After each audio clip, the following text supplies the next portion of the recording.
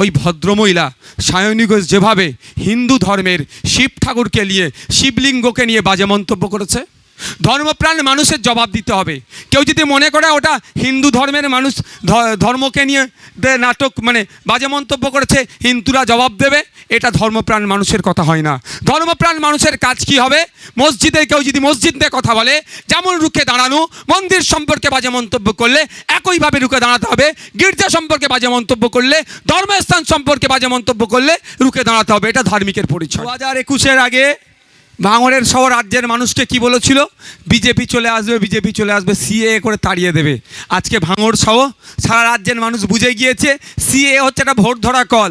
সিএটাকে দেখিয়ে তৃণমূল তার ভোট চুরি মানে ভোট ধরে রাখতে চাইছে, আর বিজেপি একটা অংশের ভোট নিতে চাইছে। দিনের শেষে বিজেমূলের যে নাটক করছে এটা ভাঙড় সহ সারা রাজ্যের মানুষ জেনে গিয়েছে। আমি বিধানসভা ভোটে 1,09,000 ভোট পেয়েছিলাম। আমার বিশ্বাস ভরসা, আমার ভালোবাসার ভাইরা যেভাবে মানুষের পাশে থাকছে, মানুষের অভাব অভিযোগ যেভাবে শুনছে, যেভাবে সমাধান করার চেষ্টা করছে, 2024 সালে 2021-এর রেকর্ডকে ভেঙে ভাঙড় থেকে অন্তত লক্ষাধিক ভোটের লিড যাবে। আমি আশা করছি প্রায় লক্ষাধিক ভোট আমরা এখান থেকে পাবো। আমার ভরসা 1,09,000 ভোটকে ভাঙড় যারা নেতৃত্বরা আছে দায়িত্ব নিয়ে সেটা পার করবে। হবে তো নাকি ভাঙড়ের ভাইরা? মানুষের কাছে পৌঁছে যান। যারা যারা বলেছিল যে বিজেপি চলে আসবে, তারা বিজেপিকে কতটা আটকাতে পারছে ভাই আপনারা গিয়ে বলবেন। আমাদের হাতে সুযোগ দিতে বলুন, কাকে কিভাবে গণতান্ত্রিক প্রক্রিয়ায় আটকাতে হয় সেটা আমরা ভালো করে দেখিয়ে দেবো, আর সে কল আমরা ভালো করে জানি। যারা 2021 সালে অনেক ভয় দেখিয়েছিল, 2024-এর আর ভয় দেখানোর কোনো জায়গা আছে ভাই? বরঞ্চ আমরা বুথে বুথে চলে যাব, গিয়ে এই বিজেপির বিরুদ্ধে ক্যাম্পেনিং করব। বাস্তব বলছি তো, একজন বিজেপির দাঁড়িয়েছে এখানে, কি নাম ওনার জানেন? কি গাঙ্গুলি মহাশয়। আর দেখতেই পাওয়া যায় না, শুনলাম না উনি নাকি দিল্লিতে বেশি থাকেন, বাংলা ভাষা হয়তো বেশি ভুলেই গেছে, হিন্দি আর ইংলিশ উনি জানেন, বাংলায় থাকে না। তাকে ভোটটা দিয়ে লাভটা কী হবে? বিগত দিনে মিমি চক্রবর্তী মহাশয়কে ভোট দিয়েছিলাম, যাদবপুরবাসীর জন্য কটা কথা বলেছে, কটা ডিবেটে অংশগ্রহণ করেছে, কি করেছে তার ডেটাটা 5 বছর শেষ হয়েছে তাকে দিতে বলবেন। আর বন্ধু যারা আমরা এখানে পঞ্চায়েতের নেতৃত্বরা, বুথের নেতৃত্বরা, ব্লকের নেতৃত্বরা আছে, আপনারা জোর গলায় বলবেন যে পারলে বিধানসভার টিভিটা চালাতে বলুন, বা স্পিকার স্যারের মাধ্যমে প্রসেসিংটা আমার যেগুলো পারফর্ম করেছি বিধানসভার মধ্যে সেটা জনমানুষে দিয়ে দিক। আমাদের 2.5 বছরের বিধায়ক ভাঙড়বাসীর জন্য কথাটা বলেছে। আর আমার ল্যাডের টাকা আমি বিগত দিনে বলছি, আজকেও বলছি, 5 বছর শেষ হওয়ার আগে 3 কোটি পাওয়ার দরকার ছিল। আপনাদের মূল্যবান ভোট নিয়ে বিধানসভার মধ্যে মমতা ব্যানার্জিকে এমন প্রশ্ন করেছি, এমন কথা বলেছি। 2011 সালের আগে এমএলএ ল্যাডের টাকা ছিল বছরে 60,000 টাকা, 60 লাখ টাকা, সেটা 10 লাখ টাকা বাড়াতে বাধ্য করেছে এই ভাঙড়ের বিধায়ক। এখন 70 লাখ টাকা হয়েছে।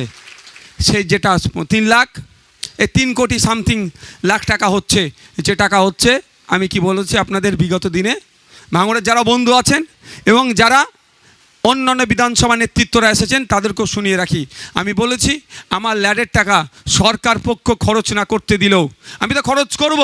যদি খরচ না করতে পারি, যে টাকা বাকি থাকবে আমার গাঁটের টাকা, আমার বাড়ি থেকে টাকা নিয়ে এসে ভাঙড়ের মানুষের জন্য উন্নয়ন করে দেবো। আর কি বলেছি, 5 বছর শেষ হবে, আমার পিরিয়ড শেষ হবার সাথে সাথেই এই 5 বছরে আমি ভাঙড়বাসীর জন্য কত কি করেছি, কজনের জন্য সই করেছি, আইডি কার্ডে কতজনের রেকটিফিকেশনের সই করেছি, আধার কার্ড থেকে শুরু করে রেকমেন্ডেশন থেকে শুরু করে কতজনকে ব্লাড দেওয়া হয়েছে, টোটাল ডেটাটা আমি জনমানুষের কাছে এই খামে ভরে প্রতিটা বাড়িতে বাড়িতে ভাঙড়ে আমি পৌঁছে দেওয়ার চেষ্টা করব। আমি তো করব বলেছি। আমার তো এখন পিরিয়ড শেষ হচ্ছে না ভাই। কার পিরিয়ড শেষ হয়েছে? মিমি চক্রবর্তী মহাশয়ার। তো তাকে বলুন 5 বছরে কি পারফর্ম করেছেন, দেখবেন নীল।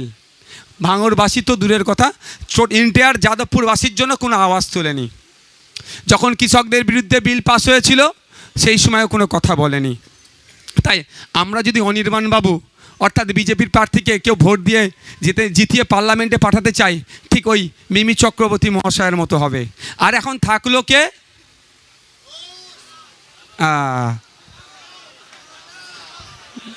কে কি নাম? সায়নী ঘোষ।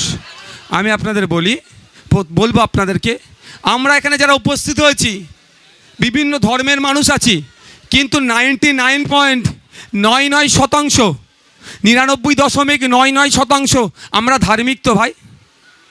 আমাদের দেশ মহান দেশ, যে আস্তিক সেও মাথা তুলে থাকতে পারবে, যে নাস্তিক সেও মাথা তুলে থাকতে পারবে।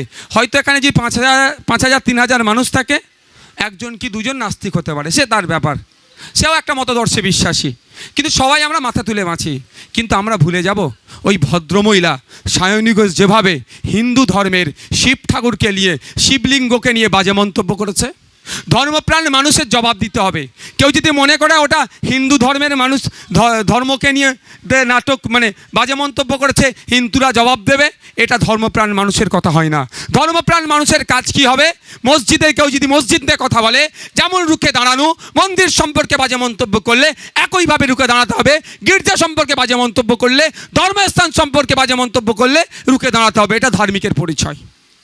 তো সায়নী ঘোষ মহাশয় কি বলেছে? শিবলিঙ্গকে বাজে মন্তব্য করে, জানেন তো? তা আমরা কি করব?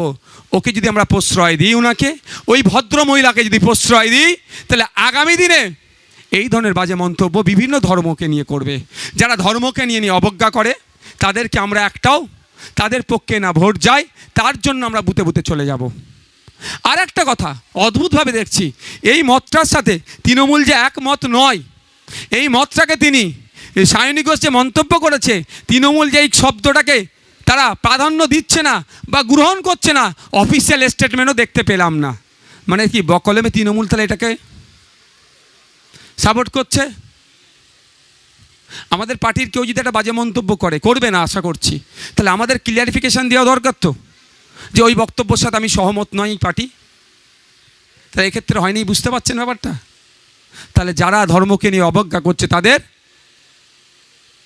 কোনোভাবেই প্রশ্রয় দেওয়া যাবে না। তাহলে ভাই পৌঁছে যাবেন, কটা বাজে? অনেক বকে ফেললাম তো।